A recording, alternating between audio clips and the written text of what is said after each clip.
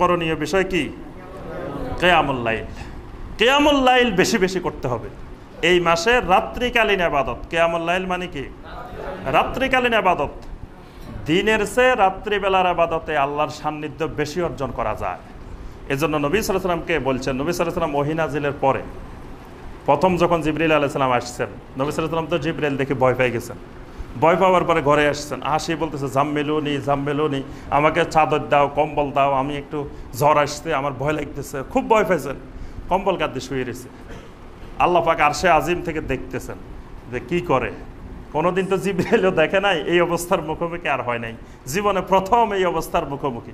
আল্লাহ পাক আরশে আজিম থেকে দেখতেছেন, দেখে দেখে যখন কম্বল গায়ে দিয়ে ভালো করে ঘুম আসছে, এমন সময় আল্লাহ রাব্বুল আলামিন আবার আয়াত নাজিল করছেন, ইয়া আইয়ুহাল মুজাম্মিল, হে কম্বল গায়ে দেওয়া লোকটা। মুজাম্মিল, আল্লাহ আরেকটা নাম রাখলেন রাসূলের, কি সুন্দর নাম দেখেন, মুজাম্মিল। কম্বল গায়ে দেওয়া লোকটা ভয়ে, জিবরাইল দেখি ভয়ে কম্বল গায়ে দিয়ে শুয়ে রয়েছে। আল্লাহ পাক মানে একটু মজা করতেছেন রাসূলের সাথে, যে জিবরাইল দেখাইলাম মাত্র, আমারও তো এখনো দেখাই নাই, দেখছো মাত্র জিবরাইল দেখি এই অবস্থা, কম্বল গায়ে দিয়ে শুয়ে রয়েছ। আল্লাহ পাক বলছেন, কুমিল লাইল, কম্বল ফেলে দাও, তোমাকে জমিনে কম্বল গায়ে দিয়ে শুয়ে থাকার জন্য নবী বানাই নেই। কুমিল লাইল, তুমি রাত্রিবেলায় উঠে যাও, দাঁড়িয়ে যাও, দাঁড়িয়ে দাঁড়িয়ে কি করবা? ওয়ারাত্তিলিল কোরআন তারতিলা, সুন্দর করে করে স্পষ্ট করে করে কোরআন তেলাওয়াত করো দাঁড়ায় দাঁড়ায়। এটাই কাজ, নবুয়তের দায়িত্ব দিছি, এখন থেকে কাজ হলো এটা। এরপর আল্লাহ পাক ওইটাও বলে দিয়েছেন, ইন্নালাকা ফিন্নাহারে সাবহান তাবিলা, কারণ দিনের বেলায় তোমার অনেক কাজ, তোমার নবুয়তি মিশন, তোমার নবুয়তি দায়িত্ব দিনের বেলায় পালন করতে হবে। রাত্রে দিনের বেলায় যেই আল্লাহর পক্ষ থেকে নবুয়ত নিয়ে কাজ করবা, ওই আল্লাহর দরবারে দাঁড়াই থাকবা।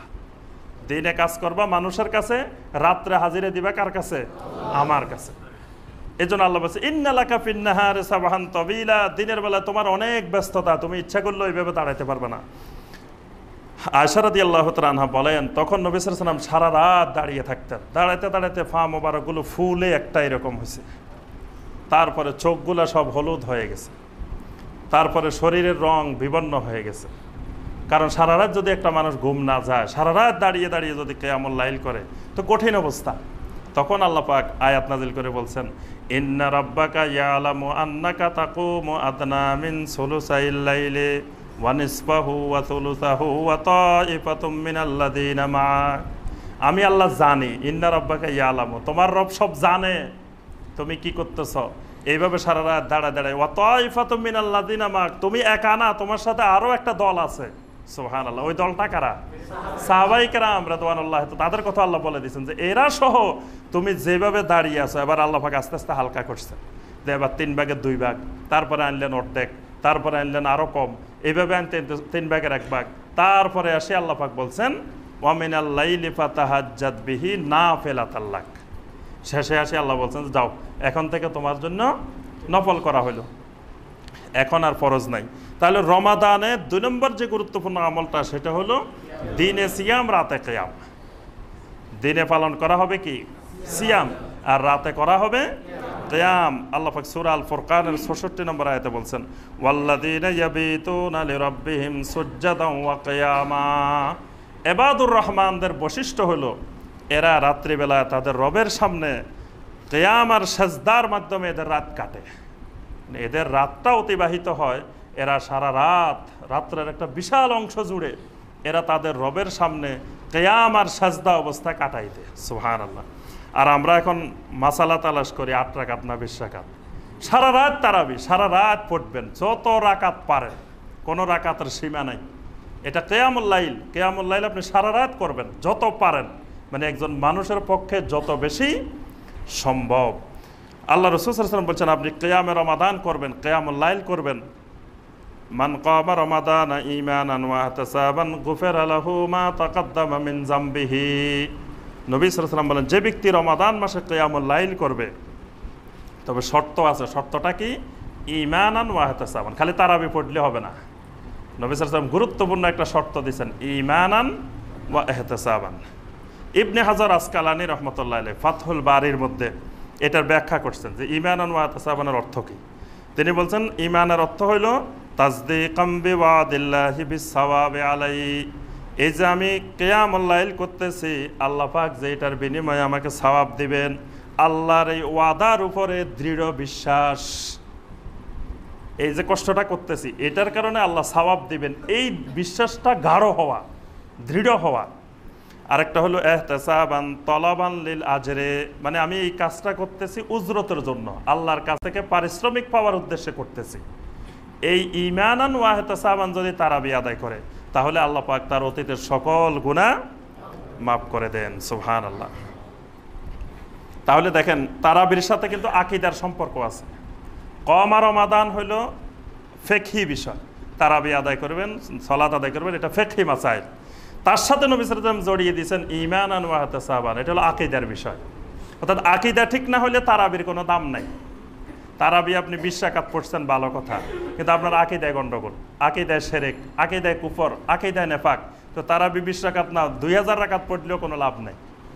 এজন্য নবী সাল্লাল্লাহু আলাইহি ওয়াসাল্লাম কথাটা বলছেন ঈমানান ওয়া ইহতিসাবান, আগে তোমার আকীদা, তারপরে তারাবি, তারপরে কিয়াম রমাদান। আল্লাহ রাসূল সাল্লাল্লাহু আলাইহি ওয়াসাল্লাম কিয়ামুল লাইল প্রতিদিন করতেন, কিন্তু 3 দিন জীবনে নবী সাল্লাল্লাহু আলাইহি ওয়াসাল্লাম মসজিদে জামাতের সাথে আদায় করছেন। সারা জীবনে কয় দিন? মাত্র 3 দিন। কিন্তু সিয়াম ফরজ হয়েছে দ্বিতীয় হিজরিতে, দ্বিতীয় হিজরি থেকে শুরু হয়েছে সিয়াম। তাহলে দ্বিতীয় হিজরি থেকে নবী সাল্লাল্লাহু আলাইহি ওয়াসাল্লাম ইন্তেকাল করছেন 11 হিজরিতে। প্রায় 9 বছর নবী সাল্লাল্লাহু আলাইহি ওয়াসাল্লাম সিয়াম পালন করছেন। এই 9 বছরে কিয়ামুল লাইল প্রতিদিন করছেন ঘরে, শুধুমাত্র 3 দিন নবী সাল্লাল্লাহু আলাইহি ওয়াসাল্লাম কিয়ামুল লাইল করছেন কোথায়? মসজিদে।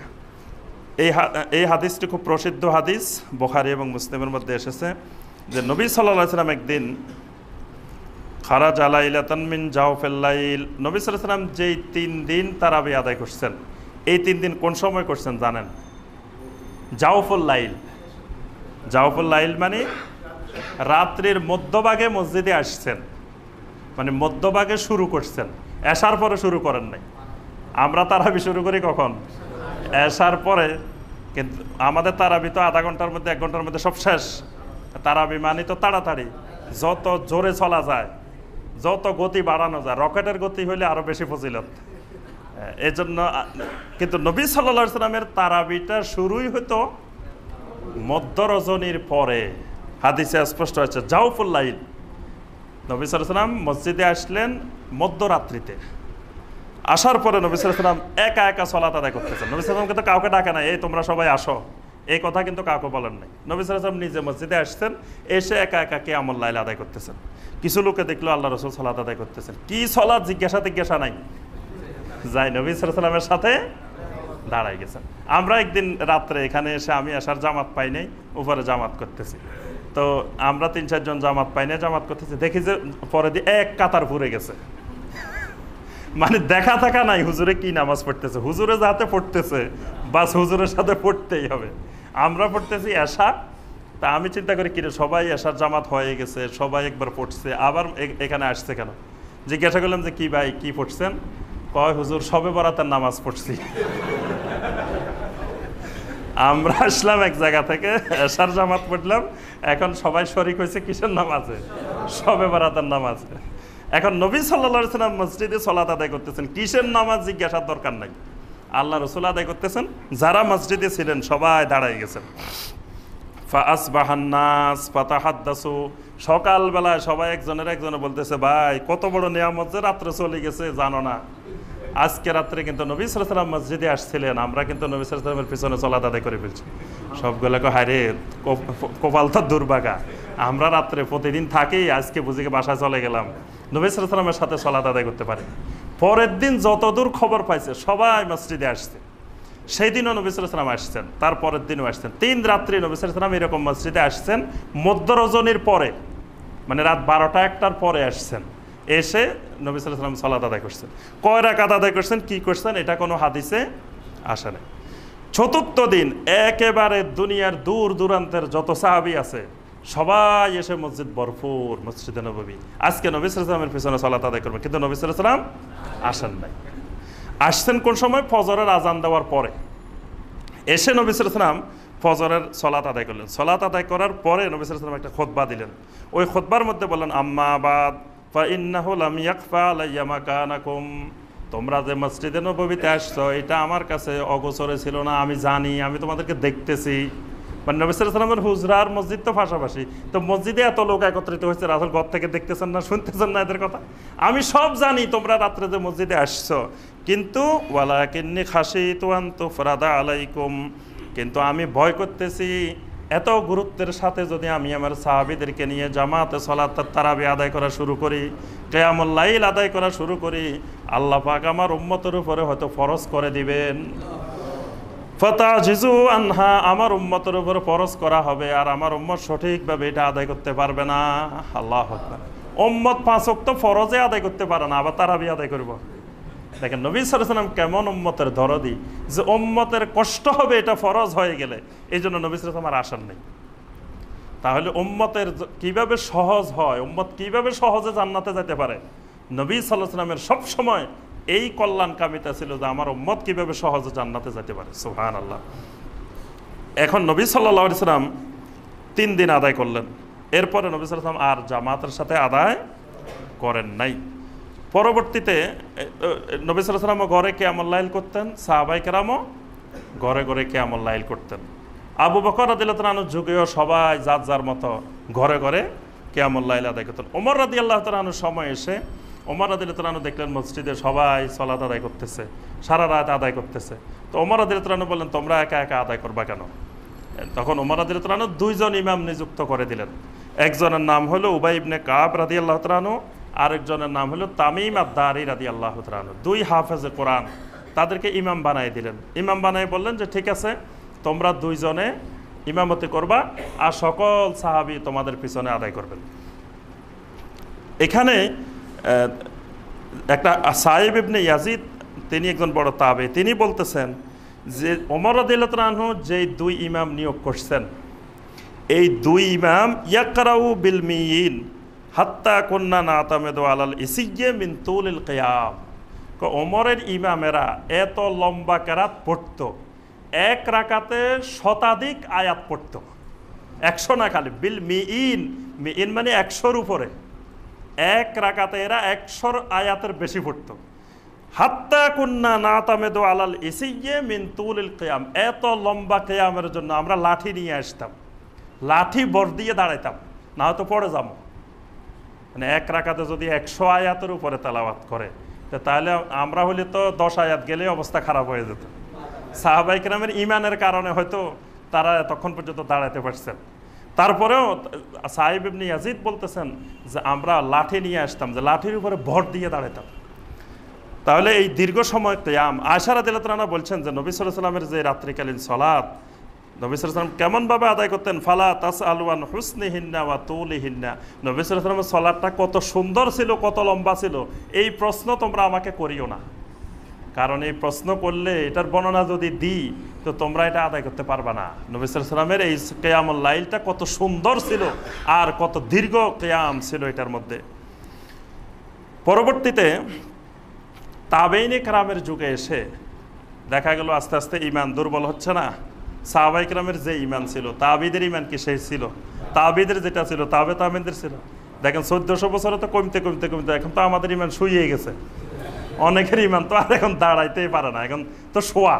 ফজরের সময় বোঝা যায় কার ঈমান এখনো দাঁড়াই আছে, কার ঈমান শুয়ে গেছে। যারা ফজরের আজান শুরু উঠতে পারে না তাদের ঈমান শুয়ে গেছে, তারা আর উঠার মতো ঈমানের এত দুর্বল, এত রোগাক্রান্ত যে ঈমান যে উঠি একটু বসবো, কেউ দড়ি বসাইলেও বসতে পারে না, এত দুর্বল অবস্থায় পৌঁছে গেছে। তো তাহলে আস্তে আস্তে ঈমান দুর্বলের দিকে যাচ্ছে না। এখন পরবর্তী তাবেঈনে কেরাম এই দীর্ঘ কিয়াম আর পাইতেছেন না। তো তখন তারা কি করলেন, তারা সবাই মিলে বললেন যে শোনো, যে আমরা রাকাত বাড়াই দিই, রাকাত বাড়াই দিই, তো তেলাওয়াত কমাই দিই, তেলাওয়াত যত কমবে রাকাত তত বাড়বে। তো এই জন্য তারা তেলাওয়াত কমাই দিছেন, রাকাত বাড়াই দিছেন। তো মক্কাতে মসজিদে হারামে যারা তাবেঈনে কেরাম ছিলেন তারা 20 রাকাত তারাবি পড়তেন, 4টা তাওয়াফ করতেন, মানে একটা 4 রাকাত পড়তেন, এরপরে গ্যাপ দিতেন, একটা তাওয়াফ করতেন, আবার 4 রাকাত পড়তেন, আবার একটা তাওয়াফ করতেন, আবার 4 রাকাত পড়তেন, আবার একবার তাওয়াফ করতেন। এইভাবে 5 বার 4 5 20 রাকাত, আবার পাশাপাশি 4টা তাওয়াফ এক রাত্রে। এখন মদিনাতে যে তাবেঈনে কেরাম ছিলেন তারা কিন্তু আমলের প্রতিযোগিতা করতেন। একজনে 100 রাকাত পড়ে, হে 100 রাকাত পড়তে পারে, আমি 150 রাকাত পড়বো। হে 10,000 টাকা মসজিদে দিছে, আমি 15,000 টাকা দেব। এটা ছিল সাহাবায়ে কেরাম তাবেঈনে কেরামের আমলের প্রতিযোগিতা। আমাদের হলো এখন দুনিয়াদারির প্রতিযোগিতা, আমলের প্রতিযোগিতা বন্ধ হয়ে গেছে। আল্লাহ পাক কোরআনে কারিমে বারবার বলছেন যে তোমরা ফাস্তাবিকুল খায়রাত, ভালো কাজের কল্যাণ কাজের প্রতিযোগিতা করো। এই প্রতিযোগিতা থাকতে হবে। তো মদিনার সাহাবীরা তাবেঈনে কেরাম খবর পাইলেন যে মক্কারেরা 20 রাকাত পড়ে, 20 রাকাত বানানো হয়েছে, ওই যে কেরাত আস্তে আস্তে ছোট হয়ে যাবে, বারবার উঠানামা করলে মোটামুটি একটু কষ্ট কম হবে। তো মদিনার ওনারা চিন্তা করলেন যে হায়রে, আমরা তো তাওয়াফের অবস্থা নাই, মানে তাওয়াফ করার মতো তো অবস্থা আমাদের না, কারণ মসজিদে নববীতে কি তাওয়াফ আছে। তখন তারা বললেন ঠিক আছে, ওনারা 20 রাকাত পড়বে, 4টা তাওয়াফ করবে, আমরা 4 তাওয়াফের পরিবর্তে আরো 16 রাকাত পড়ব, 36 রাকাত। এজন্য মদিনার মসজিদে নববীর ইমাম ছিলেন ইমাম মালিক রহমতুল্লাহ আলাইহি। ইমাম মালিক মসজিদে নববীর ইমাম, এবং বর্তমানেও দেখবেন মসজিদ এই বাকি কবরস্থান, যেটা বাকি কবরস্থানে ঢুকলেই এই পাশেই ইমাম মালিক রহমতুল্লাহ আলাইহির কবর, একবার প্রথম দিকে ইমাম মালিকের কবর। এবং আব্বাস এই তুর্কি যুগে ইমাম মালিকের কবরকে মাজার বানায় ফেলছিল, পরবর্তীতে এটা ভাঙা হয়েছে। তো ইমাম মালিক রহমতুল্লাহ আলাইহি মসজিদে নববীর ইমাম, তার পিছনে তাবেঈনে কেরাম নামাজ পড়তেন, উনি ছিলেন তাবে।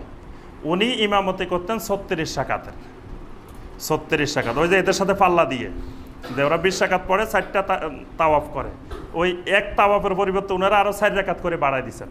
বাড়ায় দিয়ে 36 রাকাত তারাবি, 3 রাকাত ভিতির।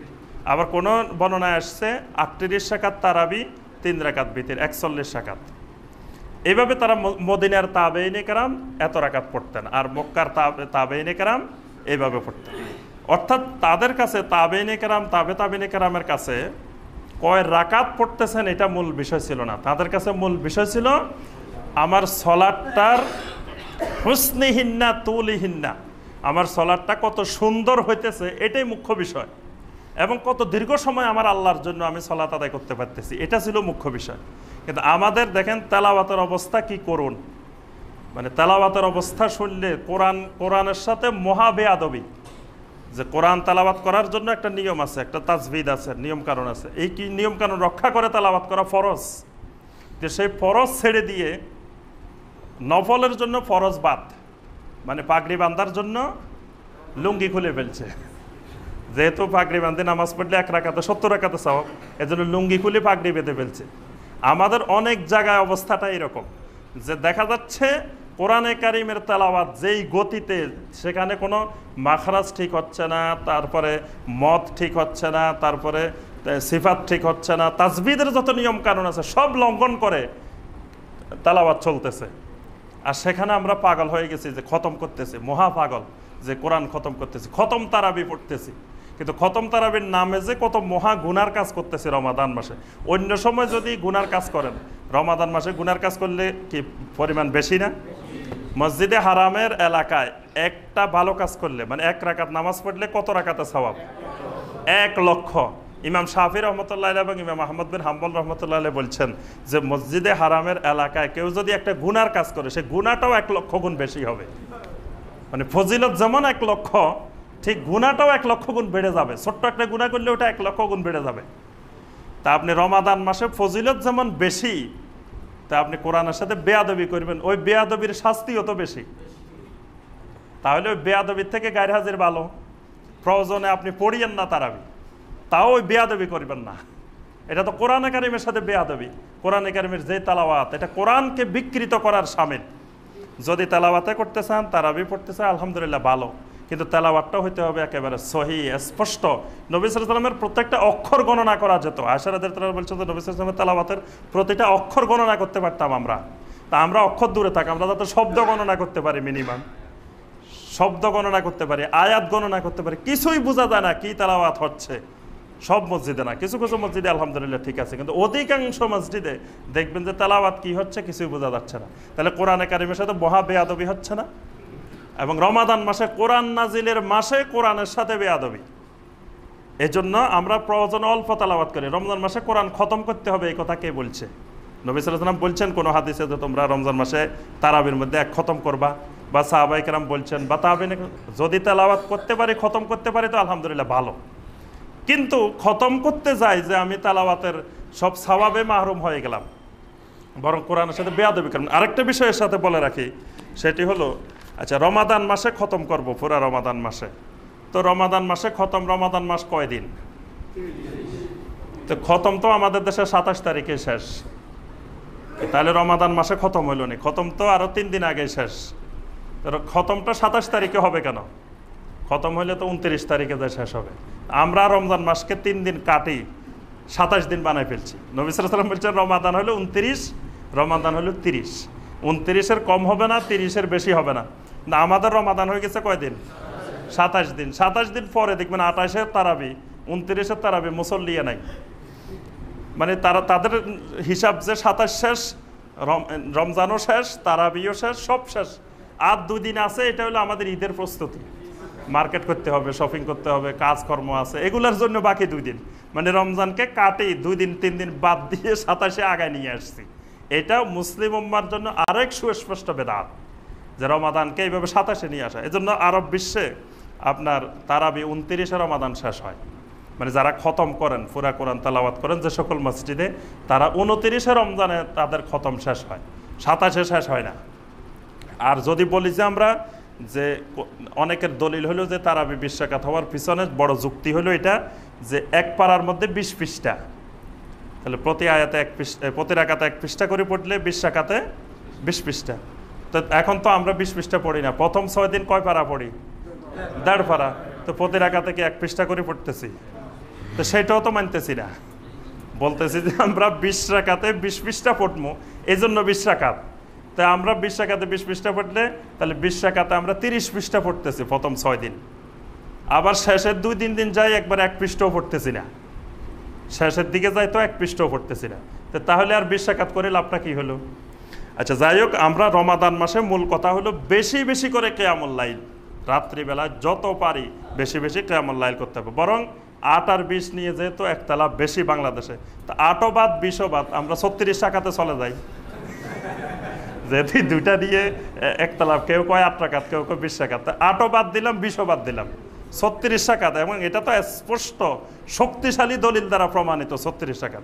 বরং আরো কোথায়? মসজিদে নববীতে বড় বড় তাবেঈনে কেরাম ইমাম মালিকের পিছনে নামাজ পড়তেন, এবং ইমাম মালিক রহমতুল্লাহ আলাইহি একজন মুসলিম বিশ্বের মহান ইমাম, তিনি 36 রাকাতের ইমামতি করতেন। তাহলে আমরা 36 রাকাতে আদায় করি, তাহলে তো আরো ভালো। এর জন্য যত বেশি পারি আমরা আদায় করব।